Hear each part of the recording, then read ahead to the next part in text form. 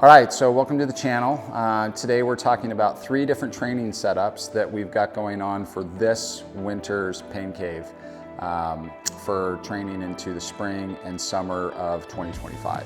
And the first bike setup that I want to talk about is using the WAHOO Kicker Shift, and why I am choosing to use this bike to accomplish the things that I want to try to accomplish with it moving into the spring. So I signed up for my first 70.3 race for 2025. I haven't done one in a couple of years, and I gotta be honest, I'm a little nervous because I haven't been on a TT bike in 3 or 4 years either. But Matt Steinmetz and I have got some goals with the Fit Academy in 2025. We've also got some goals on personally racing as dads in the sport. And so we've committed to signing up for some races and getting back on our TT bikes so that we can be a little bit more relatable when we talk about these things. So one of the big challenges that I personally have as somebody who hasn't been on a TT bike in 3 or 4 years is I've got some adjusting to do with my neck and my shoulders. I've been in that road gravel position for a really, really long time. And so I've got a 70.3 that's coming up in roughly 5 months. So with that in mind, I've got to get comfortable in a TT position. And the WAHOO Kicker Shift, or the WAHOO Kicker itself, is the most adjustable bike that I own from a ease of adjustability standpoint. As you know, there is thousands of adjustable standpoints when it comes to smart bikes. The WAHOO Kicker Shift is no different than the WAHOO Kicker when it comes to the adjustability. And so I have chosen to set this bike up so that I can, over time, get into a comfortable TT position without sacrificing the risk of getting injured when it comes to being able to strengthen those neck muscles, strengthen those shoulder muscles as I move from a very static road gravel position into a TT bike position.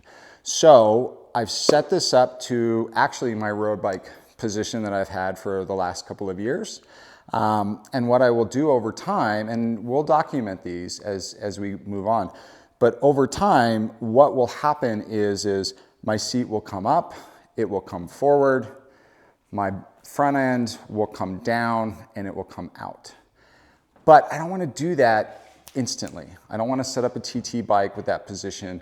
I want to gradually get into that because I've got a bunch of stabilizing muscles, and I've got muscles in my neck and my shoulders that just haven't been in that position for a really, really long time. And so I want to gradually get to that point where I'm in a very comfortable TT position, and my muscles, my stabilizing muscles in my neck and in my shoulders are comfortable and they're strong so that I don't run into injury as I start to fast pace myself into shape for a 70.3 distance event.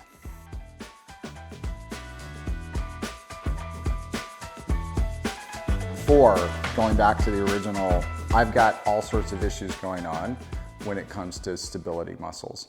All I do most of the time is sit in front of my computer, monitor the form, write articles, sit on planes, travel a lot. So I've got all sorts of sciatic issues that are going on and things like that. And so I've gotten into a pretty good yoga routine, which has been great. But generally speaking, in the wintertime, I don't get outside a lot. I do a lot of my training in the morning, super early when it's dark, or late at night when it's dark. There's just not enough hours in the day for me to be able to get the stuff done that I need and get out and ride during the day. And so in the past, I've always had a lot of issues when I translate my indoor fitness to my outdoor fitness because I'm not really focused on my stability muscles. And so when I start to get into the spring, I generally have a pretty good fitness level when it comes to power, but I can't translate that power when I go out to ride in real life situations because I haven't focused on stability muscles when it comes to like my lower back and things like that. And I think a lot of that has to do with the fact that I'm, generally speaking, in the past been riding on a very static training situation. And so I'm not practicing going up hills, down hills. I'm not going forward and back, side to side. And so one of the things that I'll be doing this winter is making sure I'm getting at least one, if not two, rides on the kicker climb and the kicker move. And my hope is that during this time frame where I'm trying to, do all of these three things this winter to prepare for a really fun, successful spring and summer of adventure and racing, that I'm really being very particular about training all of my muscle groups for success when I get out there. And so obviously the kicker climb and the kicker move, the kicker climb enables us to go up and down. If you're on Zwift and you're on WAHOO and you're connected to it, as you go up, as you go down, this automatically moves, and so it simulates that movement, which is great for your overall body. And then the movement of the rear of the kicker move is that forward, back, side to side. So you're constantly having that real life feel when it comes to being out and riding a bike.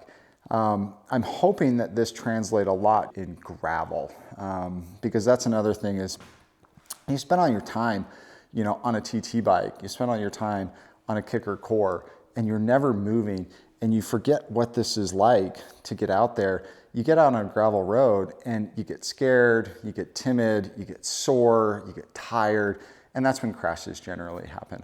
And so I'm really trying to avoid all of that stuff later down in the spring and the summer. And so I'm really looking forward to the kicker climb and the kicker move this year in the dark winter months. Trying to get on this at least once or twice a week. And so the other setup that I've got going is the kicker roller.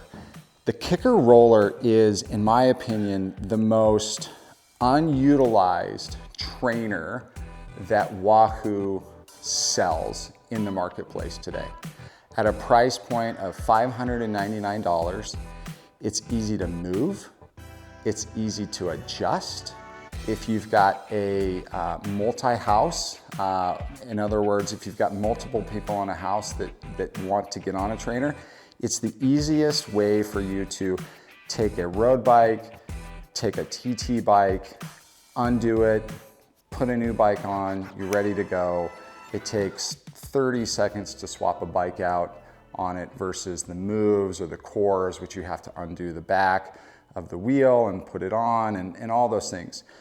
So from a value proposition standpoint, the kicker roller is probably the best in the marketplace. The only disadvantage of this unit is the fact that you do have to have an outside power source when it comes to measuring power. So you've got to have power pedals or a power crank in order to really take advantage of this on like a Zwift or a WAHOO account. But with that said, most of the people that are riding bikes these days have one of those. And so when this product came out 2 or 3 years ago, that generally wasn't the case. But as we start to get into more affordable power pedal companies, OEM specs from a crank perspective, most people that are usually in the realm of trying to get into the sport and really get serious from an indoor training perspective have power sources. So with the kicker roller and a power source, you've pretty much got $1,000 piece of equipment for $599. Going back to the roller part of this setup is the rear of the trainer. And that is a 10-pound flywheel that stimulates actual rollers. And it's a great alternative to the rollers that can be a little intimidating for most users out there, and the people that really at the end of the day need to stick within a good price point for their their indoor trainer. The other thing I really like about this is it's super compact and easy to store. it just goes down, goes up against the wall. There's a lot of places that you can store this. I love this unit a ton. I really like how simple it is, simple and easy it is for me to switch out a bike as well. So for example, you know, if my wife ever wants to get on her bike and get on the trainer as well, I don't have to undo her tire and things like that. I can just pop my bike off really quick and put a new one on. The other thing that's really nice about this is from a bike fit perspective, it's really simple. We talked earlier about how I'm going to be utilizing the WAHOO Kicker Shift all winter to get ready for my TT bike. And so it's going to be really simple for me as I start to really adjust that position and get used to that position to go from the measurements of my kicker shift onto my TT and put my TT in here to make sure that everything is working properly. We're super excited to be launching this series. We're going to be diving in deep over the next 2 or 3 months. We've also got a kicker run that we're going to be doing a lot of work with. Thanks for joining the YouTube channel, and we'll see you next time.